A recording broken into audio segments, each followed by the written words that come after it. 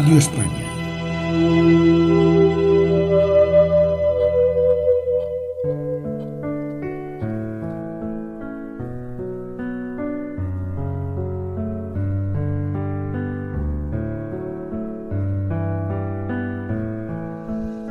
En la sintonía de Radio España, de la mano de Federico Sánchez, te damos la bienvenida a Conversaciones Profundas, un programa donde abordamos temas de importancia e interés, aportando claves y conocimiento profundo a realidades cercanas a tu vida.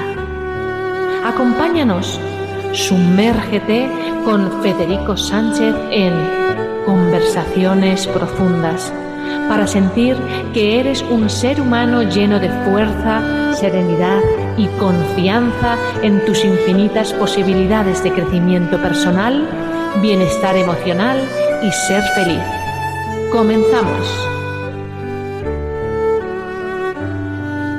Una vez más te doy mi cordial bienvenida aquí a tu programa Conversaciones Profundas, un espacio para compartir, para sentir que somos una gran familia, la familia de la humanidad. Como suele ser habitual, me gusta empezar el programa con un pequeño texto, con una frase, y en este caso es sumamente interesante y sirve para señalar al invitado que tenemos en esta ocasión en el programa. El texto dice lo siguiente: en un lugar de la Mancha, de cuyo nombre no quiero acordarme, no ha mucho tiempo que vivía un hidalgo de los de lanza en astillero, adarga antigua, rocín flaco y galgo corredor. Está claro que es un texto que todos hemos reconocido, la introducción de una de las grandes obras universales, Don Quijote de la Mancha. Nuestro invitado es doctor en literatura española por la Universidad de Virginia, ha sido profesor de literatura española en diferentes universidades. Sus áreas de especialización incluyen literatura española medieval y moderna, filosofía renancentista, historia de la novela y teoría literaria, política, cultural y económica. Ha estudiado en profundidad el poema del Miocid, la obra poética de Garcilaso de la Vega, la pintura de El Greco y la obra de San Juan de la Cruz, de José Cadalso, Vicente Aleixandre y Julio Cortázar. Escritor, en la actualidad ejerce de catedrático de literatura de la Universidad Francisco Marroquín de Guatemala. Además, es uno de los expertos más reconocidos de Estados Unidos sobre Don Quijote de la Mancha. Hoy, aquí en Conversaciones Profundas, recibimos al profesor Eric Clifford Grath. Profesor Clifford Grath, bienvenido a Conversaciones Profundas. Gracias por atendernos. Gracias por la invitación, es un honor. Habrán observado que a pesar de ser de nacionalidad estadounidense, habla muy bien, correctamente el español. Yo casi la pregunta, profesor, es obligada. ¿Por qué su interés en el siglo de oro español? Bueno, eso es una larga serie de casualidades, probablemente más que nada, pero retrospectivamente nosotros solemos agregar importancia, ¿no? Añadir importancia a eventos importantes de la vida, y me acuerdo cuando conocí a Jorge Luis Borges. Era un estudiante niño de 14 años, en aquel entonces ni siquiera sabía quién era, pero con los años le voy atribuyendo a ese evento cada vez más importancia, ¿no? Algo que me ha guiado en lo que hago. Y últimamente incluso he descubierto que Borges visitó a la Universidad de Virginia, que es, por cierto, la universidad del fundador de Thomas Jefferson, cuyo nombre espero que todo el mundo escuche el año que viene, en particular, ¿no? Cuando vamos a celebrar el aniversario de la Declaración de Independencia. Gran hispanista, por cierto. Estoy cada vez más convencido de que Jefferson sigue siendo el hispanista más importante de Estados Unidos, pero yo iba a ser ingeniero, médico, una serie de cosas, y al final como creo que nos ocurre a todos, en particular en las humanidades, me sedujo, mentalmente, 3 o 4 profesores muy buenos. Javier Herrero, hay Alison Weber, que era especialista sobre Santa Teresa. Javier Herrero era especialista sobre el 98 y un gran cervantista también. Así que una serie de profesores más que nada me engancharon. Es un mundo evidentemente apasionante. Don Quijote de la Mancha, ¿qué representa? ¿Qué significa para el profesor Clifford Graff? Pues como mencioné, estoy cada vez más convencido de que Jefferson realmente estudiaba la novela con profundidad, y para mí la novela se puede reducir a su esencia estructural y sociológica. Creo que el proyecto es más que nada antiesclavista. Creo que esto se puede ver en otros textos también. Más que nada, el coloquio de los perros se cree con bastante razón que escribió justo en aquel entonces, ¿no? En torno a 1605. Pero hay una clara campaña antiesclavista de parte de Cervantes. En primer lugar, por su propia experiencia, ¿no? En los baños en el norte de África, siendo cautivo, siendo esclavo él mismo, pero luego sintió cierta traición cuando volvió a la península, y España, habiendo incorporado a Portugal, y de ahí la trata de negros en el Imperio Español, realmente objetaba esa nueva sintonía y cierta traición de lo que él tenía en mente, ¿no? Estamos hablando de un idealista que luchó en Lepanto y estaba bastante orgulloso de eso, pero creo que se sintió un poco no solamente abandonado en Argelia, pero también traicionado moralmente cuando volvió a eso. Y creo que Jefferson lo percató, lo vio. Y creo que hay una manera de entender cómo y por qué. Creo que tiene que ver con sus relaciones con la aristocracia francesa hacia finales del siglo XVIII. La edición del Real Academia de 1780 es profundamente importante para Jefferson. Y también el hecho de que Jefferson estaba en algún sentido atrapado políticamente en cuanto al tema de la esclavitud. Y no solamente la esclavitud en general, sino exactamente como percibió Cervantes. Y Cervantes no es el único, Fallas, Calderón, Lope. Se ve el tema, el giro hacia la esclavitud en base de la raza, que es una innovación portuguesa hacia mediados del siglo XVI, más o menos, ¿no?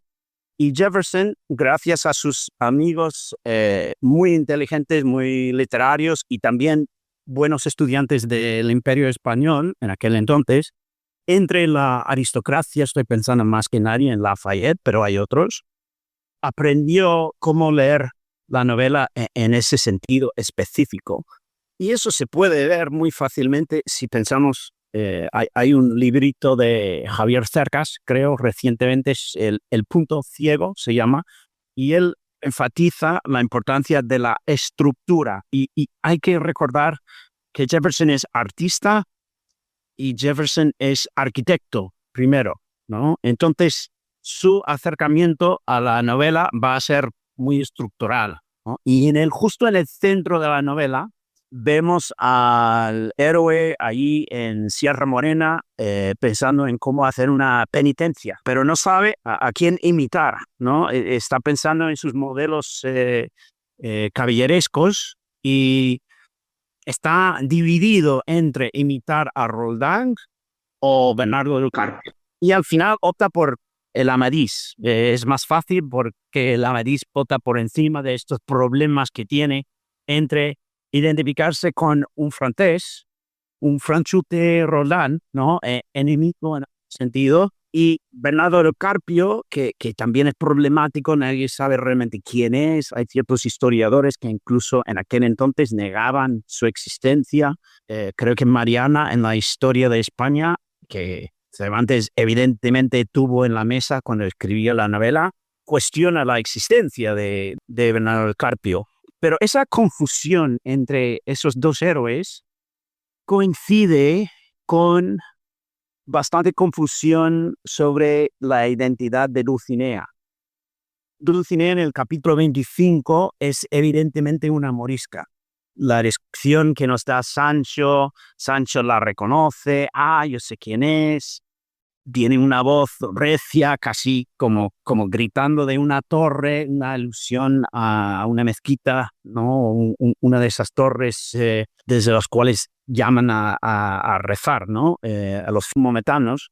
Y luego en el capítulo 26, y hay un momento ahí cuando Don Quijote dice que sabe perfectamente quién es, o incluso trae una fábula de una mujer que tiene sexo con un monje, el abad objeta y la mujer le dice, mira, para lo que quiero yo de él, podría ser Aristóteles, me da lo mismo, ¿no? Pero esa alusión casual a Aristóteles nos lleva al primer capítulo donde menciona a Aristóteles por primera vez y justo en torno relacionado con la locura de Don Quijote, ¿no? Está tan loco, no estoy parafraseando, pero está tan loco este hidalgo que ni siquiera el mayor filósofo de toda la historia humana le pudiera curar, ¿no? Entonces la curación está cerca, entre el capítulo 25 y el 26. El desvelamiento, digamos, de su locura. ¿En qué consiste la locura de Don Quijote? Hay como mínimo una docena de autores muy importantes que han opinado sobre la locura de Don Quijote, de dónde proviene. Estoy convencido de que tiene que ver con una lucha moral interna respecto a este problema racial que está surgiendo en la península en ese momento, ¿no? El racismo viene de castas. El racismo proviene de un sistema de castas basado en la raza, cosa no muy común en la historia de España. España es un lugar de ir y venir, ¿no? Un paradero para todo el Mediterráneo. La raza no suele ser un tema tan importante como en el mundo anglo, donde las diferencias se perciben más fácilmente, donde la historia no incluye esa tradición de mestizaje. Y Jefferson está ahí en Monticello con sus entre 200 y 300 esclavos, dependiendo del momento, y descubre en esa novela cierta meditación importante sobre el tema de la raza, el tema de la esclavitud, y para Jefferson la novela se vuelve en una especie de consolación moral. Está incluso señalándole, creo yo, la salida del problema, y también es una manera para comunicar con sus familiares. Sus hijas, más que nada, insisten en que sus hijas lean la novela y con cuidado y en español. Incluso obliga a su hija mayor, Marta, a enseñársela a su hija menor.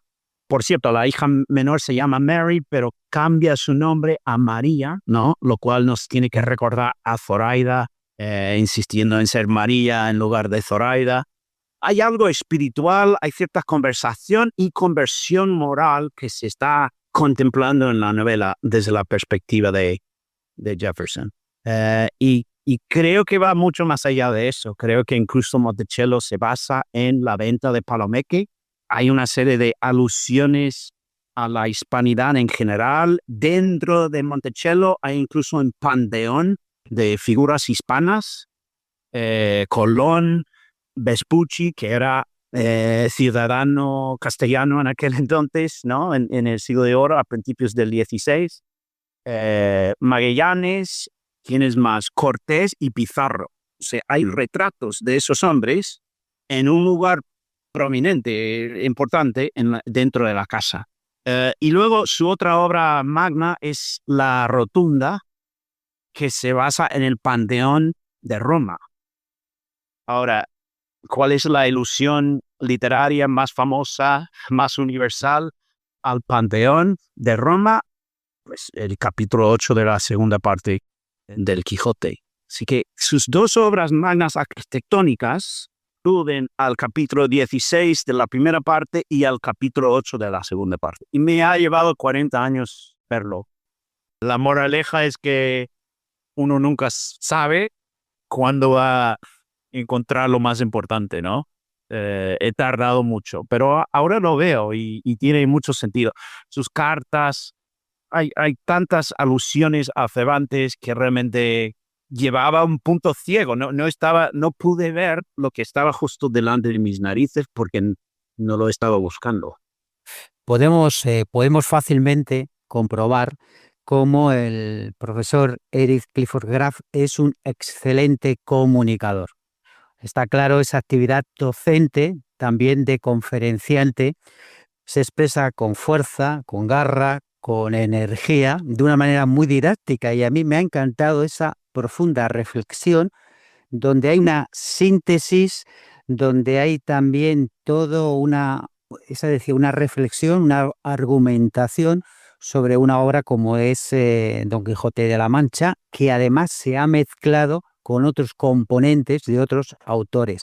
Y hablando precisamente una de las facetas del profesor Clifford Graf, que es ser escritor, además de docente, yo me gustaría, no me resisto a preguntarle, en su actividad de escritor hoy día estamos observando cómo la IA, la inteligencia artificial, incluso en textos, en escritos, en libros, se empieza a utilizar, por ceñirme exclusivamente al campo literario, pero está en todas partes.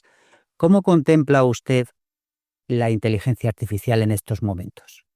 Bueno, tengo que confesar que soy inversor también y recomiendo esas compañías porque los avances son escalofriantes y creo que los europeos todavía, tengo la impresión de que no estáis del todo al tanto de lo revolucionario que es este terremoto que nos viene. Y como toda tecnología, esto cuadra perfectamente con las contemplaciones que realiza Cervantes cuando pone a su héroe delante de una serie de molinos y aparatos, imprenta y todo eso, ¿no? La nueva tecnología del Internet, que tiene mucho que ver con la inteligencia artificial, evidentemente. La primera globalización, el primer Internet, digamos, incluso esa primera fase del Renacimiento consiste en el efecto de esa nueva tecnología que ponía al alcance de todo el mundo toda la sabiduría de la antigüedad y del medievo, ¿no? Así que hay elementos quijotescos en todo esto. Nos debería preocupar, pero soy un americano, creo que al final de todo vamos a llegar a la regulación demasiado tarde, así lo hacemos en Estados Unidos. La típica experiencia aquí es dejar algo desarrollar, ir por su curso natural hasta que nos haga daño y luego lo vamos a intentar arreglar. Pero es impresionante. Estamos hablando yo noto cambios de una semana a otra. He decidido incluso probar de vez en cuando en qué consiste esto, cómo se va desarrollando. Y la verdad, el otro día escribió un ensayo que llevaba yo en mente escribir 3 años. Y me chocó, me impactó. Vi mi propia vida borrada de mi utilidad a la humanidad sustituida en 3 instantes. Estuve en Madrid, de hecho, estuve en una cafetería de Madrid, pedí mi croissant a la plancha y café con leche y decidí preguntar a Grok, que es la inteligencia artificial de Musk, y escribió mi tesis, yo diría 8 o 9 párrafos espectaculares, o sea, con una facilidad, un tono muy humano, unas oraciones preciosas, una capacidad de comunicación que no tengo, y sobre un tema bastante casi oscurantista. Digo, tengo una teoría muy rara sobre el federalista, que es la aportación más importante de la filosofía política estadounidense, a la cual contribuyó de manera indirecta a Jefferson y estaba preguntándole acerca de algún juego de números que he encontrado en una serie de ensayos ahí. Y Grok respondió a una pregunta bastante corta. Grok, ¿qué opinas de esta tesis que tengo de que hay un juego de números, numeritos aquí en estos? Y dijo, ahora que lo mencionas, podría ser. Y que Grok se puso a detallar, construir un argumento a favor de la interpretación y creo que también es una oportunidad. Hay incluso, creo yo, una oportunidad para volvernos a encontrar nuestra humanidad. Creo que la idea de dar exámenes escritas eso ya hay que defenestrarla, hay que tirarla por la ventana porque la gente va a usar estos aparatos, ¿no? Y van a hacer trampa. Y creo que la solución es obvia. Vamos a tener que tener conversaciones, entrevistas. No voy a poder validar a ningún estudiante según sus exámenes o su trabajo, ni siquiera, y sobre todo en humanidades, ¿no? Un trabajo escrito, imposible saber si es del estudiante porque estos aparatos van a poder fingir acentos, tono, todo tu trabajo. Puedes incluso preguntarle a Grok, escríbeme un ensayo que yo escribiría, ¿no? Mira mis trabajos que tengo publicados en varias páginas en la web y escríbeme algo desde lo que tú sepas de mí. Y lo hace.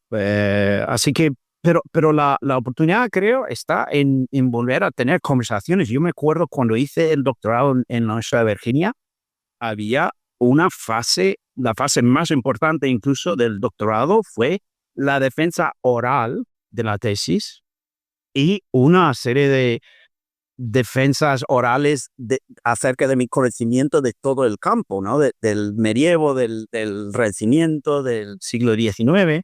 Y esa conversación es ahora la única manera de saber si una persona es capaz de pensar y producir un discurso coherente acerca de algún tema. Y eso casi lo prefiero. La verdad me parece más humano, sí, y más sincero y no sé, o sea, hay cosas de que preocuparnos y luego hay oportunidades que ni siquiera hemos imaginado, creo. Vi hoy que anunció más que esta mañana que va a poner Grok en todos los Teslas. Sí. ¿Y eso qué? Bueno, eso quiere decir que, por ejemplo, mi madre, que se preocupa, le he sugerido que comprara un Tesla. Quiero que tenga más movilidad, que pueda conducir por unos años más de lo que se cree capaz, ¿no? Últimamente le preocupa conducir por la noche, por ejemplo. La tecnología que tiene este coche es útil para asistir, para reducir tus choques con otros coches, es más seguro. Pero, ¿qué le preocupa a mi madre? La tecnología, esto de tener que interactuar con un ordenador siempre me molesta. No, mamá, vas a sentarte en el carro y tener una conversación acerca de dónde quieres ir y qué quieres hacer.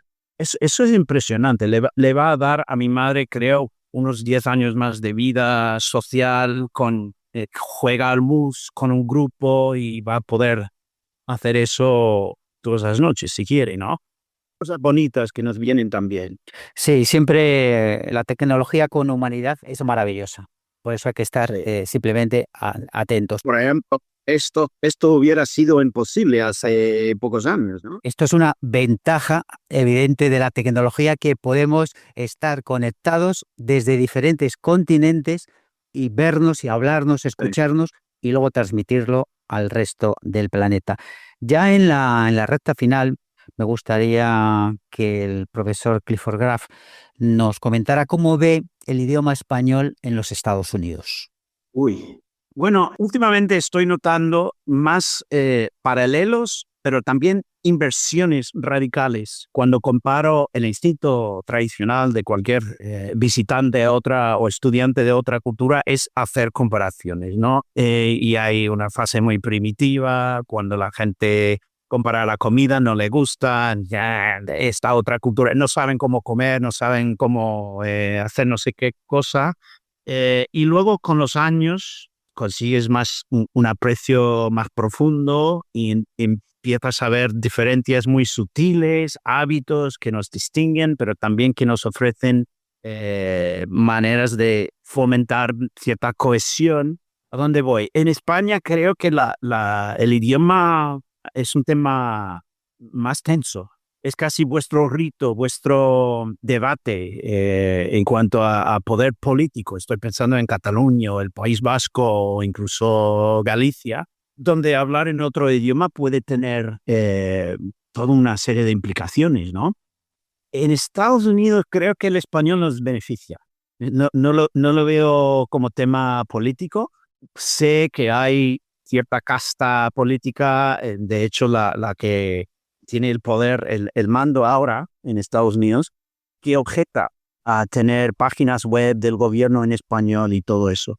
Yo no entro en eso, pero creo que en general, en mi experiencia al menos, soy mejor persona en español porque no puedo decir la primera cosa que se me pase por la cabeza y eso me obliga. Y también me interesa más escuchar a un español, estoy más atento a sus palabras, estoy aprendiendo vocablos, una nueva perspectiva, entonces soy más sociable en español y creo que mi país en particular tiene su propia locura. Soy últimamente un gran adepto de Tocqueville, otro cervantista muy importante, por cierto, y creo que gracias a Jefferson, pero Tocqueville insiste en que el americano sufre de ciertas manías peculiares, ciertas locuras, ciertas maneras de pensar que para el europeo no son necesariamente reconocibles. O sea, nos vestimos muy de manera parecida,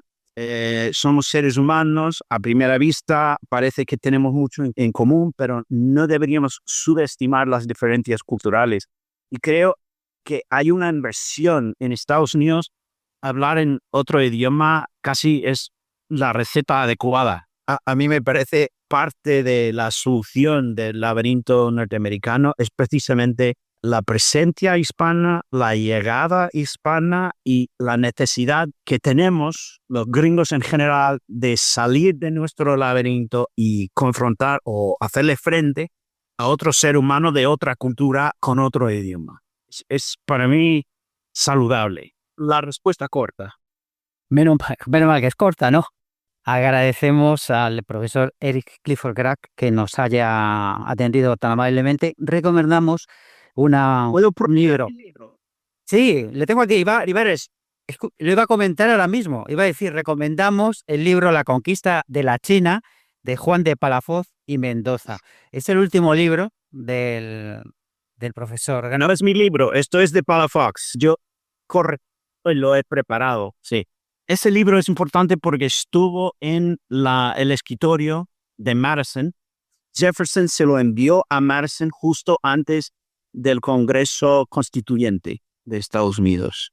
Entonces, si realmente buscamos influencia española en la fundación de Estados Unidos, que va a ser un tema importante a lo largo del año que viene, las tres figuras más importantes son Mariana, Cervantes y Palafox, porque Jefferson leyó y estudió con cuidado a los tres. Y es obvio, si atiendes a la novela de Palafox, y por cierto, es una novela, te lo puedo jurar como cervantista, sí. Un gran problema que tienen los intelectuales de este campo es que no reconocen que el Beato escribiera una novela. Desquicia un poco la idea, el título, la historia de la conquista de la China por el tártaro. Les hace pensar que es historia, pero al igual que Cervantes, está siempre jugando con ese concepto de historia verídica y historia inventada. Y hay bastantes banderas rojas en esta novela donde Palafox nos está diciendo, ojo, estoy escribiendo novela. Novela en el sentido cervantino de la palabra. Seguro que esta hora va a tener un buen recorrido y seguro que en el otro programa que tenemos específicamente también aquí en Radio España, que yo también dirijo, Círculo Literario, podemos hacer y haremos una crónica sobre el libro. Seguro que les parecerá, les impactará a nuestros buenos oyentes, porque los buenos libros, que además tienen una buena edición y están bien comentados, sean del género que sean, merecen la pena de leerse y de disfrutar, porque un libro es un amigo, te muestra un universo, te da conocimiento, te permite crecer como persona, como ser humano, y eso siempre es importante. Y la verdad es que muchísimas gracias, hemos disfrutado enormemente con esta entrevista y vuelvo a repetir, agradecemos al profesor Clifford Graf que haya compartido este tiempo aquí en Conversaciones Profundas en Radio España. Muchísimas gracias por todo y seguir con esa fuerza y esa energía. Muy bien. Bueno, espero que nos veamos. ¿Está usted en Madrid? En Madrid, exactamente. Muy bien. Así que igual Seguro que coincidimos. tomar un café y charlar en presencia real. Además, intercambiarnos. Yo también soy escritor y me gusta siempre con otros colegas intercambiar algunos libros. Muchísimas gracias y A usted, un placer. un placer. Muchísimas gracias. Y simplemente daros las gracias a todos. Ser vosotros mismos siempre. Un fuerte abrazo desde el alma.